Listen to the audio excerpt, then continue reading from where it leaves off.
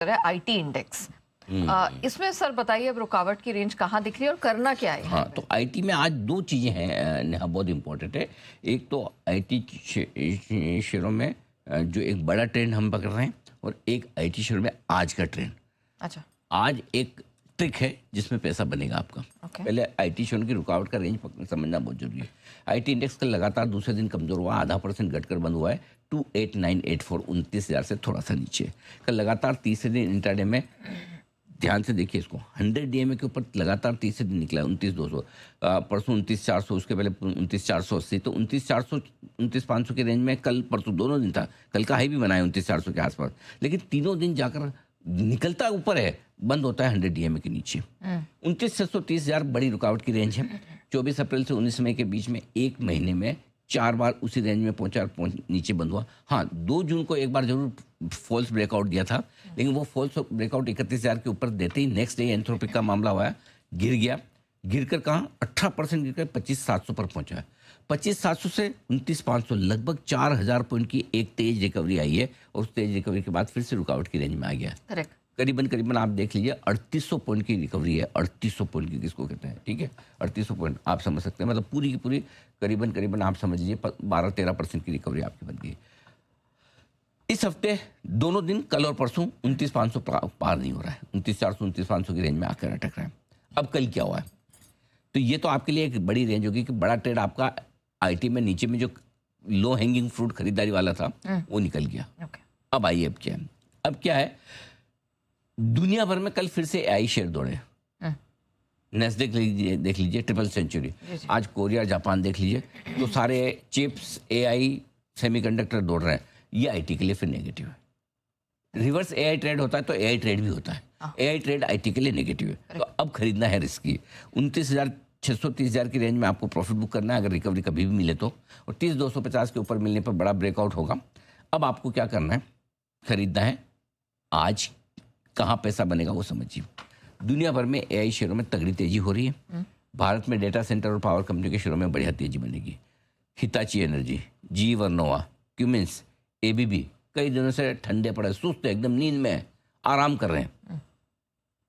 अब इन शेयरों में बढ़िया तेजी का टाइम आ गया है। तो डेटा सेंटर और पावर कंपनी वाले शेयर में आपको आज फोकस करना है। क्लियर है? इन शेयरों में आज बढ़िया रिकवरी हुई। जो स्टॉक बड़े गैप से न खुले वहाँ खरीदना है। आईटी बेचे, एआई से जुड़ी शेयर खरीदे, सिंपल ट्रेड है आज का, सिंपल। लास्ट लाइन ये पढ़ लीजिए ध्यान से। और आईटी बेचने की राय, अब आज सबको आईटी खराब लग रहा होगा। जी। पिछले 2 दिन से हम लगातार कह रहे हैं आईटी बेचे। शुक्रवार से सोमवार, मंगलवार, 3 दिनों से मैं अलर्ट कर रहा हूँ आईटी डेंजर जोन में, आईटी डेंजर जोन में। जब सबको अच्छा लग रहा, जब हम कह रहे थे खरीदने, तब सबको लगता था आईटी तो खराब है, ये है, ऐसा है, वैसा है। अब सबको अच्छा लगता है, और हम 3 दिन से कह रहे हैं। आज देखिए आईटी किस तरह का रुझान दिखाता है। बिल्कुल, यही गहरे अनुभव और डीप रिसर्च का नतीजा है कि हम ट्रेंड के विपरीत जाके आपको राय देते हैं, और जिस तेजी को हमने सबसे पहले पकड़ा था उसके बाद ही हमने सबसे पहले आपको बताया कि आईटी इंडेक्स की जो तेजी है वहां सतर्क होने की जरूरत है। खरीदने के बाद आईटी में मुनाफा वसूली की राय सिर्फ और सबसे पहले जी बिजनेस ने दी आपको। दूसरे दिन आईटी इंडेक्स तेज रहा है, 0.2% बढ़कर ये 29,226 पर बंद हुआ है। आईटी इंडेक्स के लिए 29,630,000 बहुत बड़ी रुकावट बड़ी रेंज नहीं है, रुकावट की बहुत बड़ी रेंज है। रिकवरी के बाद अभी रुकावट की रेंज में आ गया। यहाँ पर खरीदना रिस्की है, अब हम खरीदेंगे नहीं। पुराना पड़ा है तो हम क्या करेंगे, 29,630,000 की रेंज में प्रॉफिट बुक करेंगे।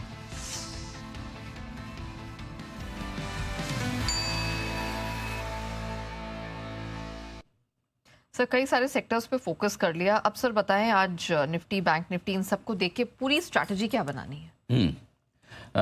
देखिए, आज का सबसे बड़ा नेगेटिव क्या है, क्रूड $92 के ऊपर है, बराबर। एक, अब क्रूड से क्या होगा, एक तो बैंकों पे दबाव बनेगा, रेट सेंसिटिव पे बनेगा, तो बैंकिंग शेयर निफ्टी का हिस्सा है, और 2-3 आपकी एनबीएफसी निफ्टी का हिस्सा है, ठीक है, श्रीराम, जियो, बजाज। तो एक तो दूसरा आईटी पे दबाव है, तो 2 बड़े सेक्टर आपके दबाव वाले हैं, इसलिए गिफ्ट 50 आपको नीचे दिख रहा है। करेक्ट। बाकी सारे ट्रिगर्स पॉजिटिव है, जैसे एफआई ने कैश में खरीदा, नेट बेचा, लेकिन छोटा सा नंबर है, कोई फर्क नहीं पड़ता। लोकल फंड ने 600 करोड़ का बेचा, छोटा सा नंबर, फर्क नहीं पड़ता। सो एफआई की कैश की खरीदारी थोड़ी सेंटीमेंट। अच्छा, ग्लोबल देखिए फर्स्ट क्लास तेजी चल रही है, ठीक है, और ग्लोबल में क्या बढ़ा है, मेटल्स। तो हो सकता है मेटल आपको तेजी दिखा दे और आईटी घटेंगे तो पावर थोड़ा सा। प्रॉब्लम क्या है, पावर बढ़ तो जाएगा लेकिन पावर निफ्टी में है नहीं। हाँ, करेक्ट। निफ्टी वाला मतलब जो बढ़ेंगे, निफ्टी में जो पावर है ना एनटीपीसी टाइप वाले, वो ज़्यादा बढ़ेंगे नहीं। सो जो बढ़ने वाले क्यूमेंस वगैरह टाइप के जीवनो है, ये तो निफ्टी में है नहीं। मेटल भी है, लेकिन मेटल ले देंगे कितना बढ़ जाएगा, और निफ्टी में है क्या, हिंडाल्को, टाटा स्टील, ठीक है ना। तो जैसे भी थोड़ा मान लो, लेकिन पॉइंट ये है कि ये सपोर्ट देने वाले ज़्यादा से है। अब इसमें एक ट्रिगर और ये कि कल रुपया आपका 24 पैसे मजबूत हो गया, 21 पैसे। अब पता चला आज 92 करोड़ देके रुपये को क्या है, गिरने का बहाना चाहिए। बढ़ने में अक्ल, इतनी बढ़िया खबर में इतना सा बड़ा बढ़ने में ऐसा जोर आता है, मतलब जैसे जबरदस्ती इसको कोई, जैसे अपने बचपन में जबरदस्ती बिठाते हैं पढ़ने के लिए, बैठो पढ़ने के लिए, बैठो पढ़ने के लिए, फिर बिना मन से पढ़ रहा आदमी, है ना, कि अब बिठाई दिया पेरेंट्स ने तो पढ़ना पड़ेगा। वैसा इसका हाल वैसे ही है कि अब आ ही गया थोड़ा डेटा तो मुझे बढ़ना पड़ेगा। तो अगर मुझे रुपए का टेंशन, और मैं ये कई दिनों से बोल रहा हूँ कि 96 तोड़ना जाए। अब इतने अच्छे नंबर आए कल आपके, वो एफआईएस के, एफपीएस के स्वैप का नंबर आया, एफसीएनआर बी डिपॉजिट का नंबर आया, उसके बावजूद सिर्फ 21 पैसा, तो करेंसी का मामला थोड़ा सा रिस्की है। सो कुल मिला के ये है कि नेगेटिव पॉजिटिव दोनों ट्रिगर्स के बीच में आपको थोड़ा सा फोकस करके चलना है। ओके सर, आप हाल फिलहाल में एफएनओ के डेटा में काफी गाइडेंस दे रहे हैं, आज भी कुछ है? हाँ, थोड़ा सा बदलाव है जो जानना समझना जरूरी। कल फिर से निफ्टी और बैंक निफ्टी के फ्यूचर्स में काफी बड़ा बदलाव हुआ है प्रीमियम में, वो देखिएगा। निफ्टी फ्यूचर्स जो 21 पॉइंट के प्रीमियम पे था परसों, कल सुबह इसी समय, घट के 7 पॉइंट डिस्काउंट पर फिर से आ गया। बैंक निफ्टी के फ्यूचर्स के प्रीमियम 180 पॉइंट थी, घटकर 133 पॉइंट रह गई। यानी कि निफ्टी फ्यूचर्स में 28 पॉइंट का कमी आया है, बैंक निफ्टी फ्यूचर्स के पॉइंट में 47 पॉइंट की कमी आई है। यानी कि अगर आप लॉन्ग पोजीशन पे तो आपका इतना नुकसान वैसे ही हो गया। लेकिन हाँ, इसमें एक अच्छी बात है कि घटा के पुट कॉल रेशियो बहुत कंफर्टेबल लेवल पे आ गया, 1.01 पर निफ्टी का है।